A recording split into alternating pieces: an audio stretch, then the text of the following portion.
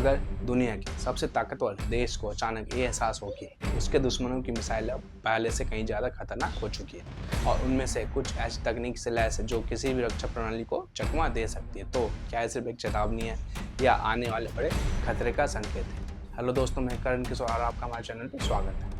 आज हम बात करने वाले एक बेहद गंभीर और संवेदनशील मुद्दे पर, पाकिस्तान की मिसाइल ताकत और अमेरिका के लिए बढ़ता खतरा, जो न सिर्फ एशिया बल्कि पूरी दुनिया की सुरक्षा को प्रभावित कर सकता है। दुनिया की राजनीति और सैन्य संतुलन हमेशा से शक्ति के समीकरणों पर आधारित रहा है, और जब भी किसी देश की सैन्य क्षमता अचानक तेजी से बढ़ती है तो इसका असर वैश्विक स्तर पर देखने को मिलता है। हाल ही में आई रिपोर्ट्स और अमेरिकी खुफिया एजेंसियों के आकलन के अनुसार पाकिस्तान अपनी मिसाइल तकनीक को जिस तेजी से विकसित कर रहा है वो अमेरिका के लिए चिंता का विषय बन चुका है। यह केवल क्षेत्रीय खतरा नहीं रहेगा बल्कि इसकी पहुंच अब वैश्विक स्तर तक मानी जा रही है। खबरों के अनुसार पाकिस्तान अब बैलिस्टिक मिसाइलों को इंटरकॉन्टिनेंटल रेंज में बदलने की दिशा में काम कर रहा है, यानी एक ऐसी मिसाइल है जो हजारों किलोमीटर दूर स्थित लक्ष्यों को भी सटीकता के साथ निशाना बना सकती है। इसका सीधा मतलब यह है कि भविष्य में अमेरिका जैसे दूरस्थ देश भी इसकी जद में आ सकते। तुलसी गबार्ड ने अपनी रिपोर्ट में स्पष्ट रूप से चेतावनी दी है कि पाकिस्तान का मिसाइल कार्यक्रम अब केवल भारत तक सीमित नहीं है बल्कि यह एक व्यापक रणनीतिक योजना का हिस्सा बन चुका है। उन्होंने यह भी कहा कि 2035 तक अमेरिका के लिए मिसाइल खतरे में जबरदस्त वृद्धि हो सकती है, जहां 3000 से बढ़कर 16000 तक मिसाइलों का आंकड़ा पार पहुंच सकता है। यह आंकड़ा अपने आप में चौंकाने वाला और यह बताता है कि दुनिया किस दिशा में बढ़ रही है। अब सवाल यह उठता है कि क्या आखिर पाकिस्तान इस दिशा में इतना आक्रामक क्यों हो रहा है? क्या यह केवल भारत के खिलाफ संतुलन बनाए रखने की कोशिश है या इसके कोई बड़ी वैश्विक रणनीति छिपी हुई है? दरअसल पाकिस्तान की सैन्य नीति हमेशा से डिटरेंस यानी डर पैदा करने की रणनीति पर आधारित रही है। भारत के साथ उसके संबंधों में तनाव और सीमा विवाद लंबे समय से चले आ रहे और इसी कारण पाकिस्तान लगातार अपनी मिसाइल और परमाणु क्षमता को मजबूत करने की कोशिश करता रहा है। लेकिन अब यह रणनीति केवल भारत तक सीमित नहीं है।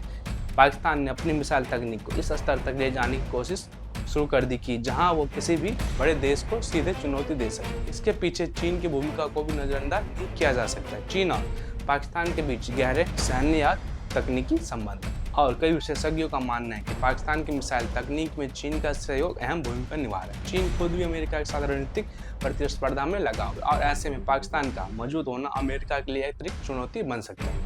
अब अगर हम तकनीक पहलुओं की बात करें तो पाकिस्तान ने हाल के वर्षों में नई मिसाइलों का परीक्षण किया है, जिनमें शाहीन 3 जैसे लंबी दूरी की मिसाइलें शामिल हैं। इनकी रेंज लगभग 2750 किलोमीटर तक बताई जाती है, जो भारत के लगभग हर हिस्से को कवर कर सकती है। इसके अलावा पाकिस्तान अब MIRV यानी तकनीक पर काम कर रहा है, यानी एक ही मिसाइल से कई वारहेड्स को अलग अलग लक्ष्यों पर भेजने की क्षमता। यह तकनीक किसी भी मिसाइल डिफेंस सिस्टम के लिए एक बड़ी चुनौती होती है, क्योंकि एक साथ कई टारगेट्स को इंटरसेप्ट करना बेहद कठिन होता है। अमेरिका की चिंता का एक और बड़ा कारण यह है कि पाकिस्तान की मिसाइल अब केवल पारंपरिक वारहेड्स तक सीमित नहीं है बल्कि इनमें परमाणु हथियार ले जाने की क्षमता है। इससे खतरा और भी ज़्यादा बढ़ सकता है, क्योंकि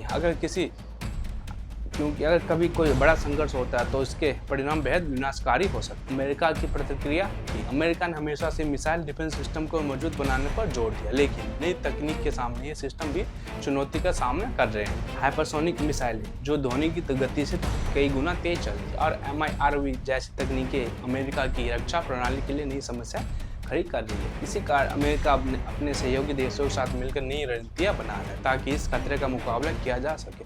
भारत की भूमिका भी इस पूरे समीकरण में बेहद महत्वपूर्ण हो जाती है। भारत न केवल इस क्षेत्र का एक बड़ा शक्ति केंद्र है। अमेरिका की चिंता केवल एक खबर नहीं बल्कि यह एक बड़े बदलाव का संकेत है। दुनिया एक ऐसे दौर में प्रवेश कर रही है जहां तकनीक और शक्ति का संतुलन तेजी से बदल रहा है। अब यह देखना बेहद दिलचस्प होगा कि आने वाले वर्षों में यह समीकरण किस दिशा में जाता है। क्या दुनिया शांति और सहयोग का रास्ता अपनाएगी या फिर एक नई और खतरनाक हथियारों की दौड़ शुरू होगी? आपकी इस पर क्या राय कमेंट में बताएं। धन्यवाद।